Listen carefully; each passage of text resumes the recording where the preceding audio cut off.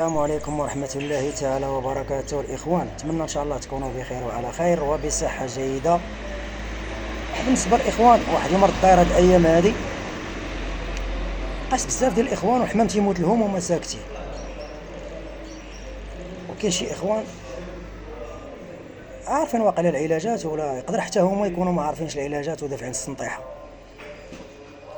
بالنسبة للإخوان، هذاك المرض الإخوان سهل وصعيب في نفس الوقت. سهل وصعيب في نفس الوقت. سهل الا كان عندك الدواء ديالو محطوط في الدار، ماشي دوائيات هما كيتركبوا دواء على دواء على دواء، شي كيتركب على شي. وما ساهلش الا تقصت شي حمامه وما شفتيهاش.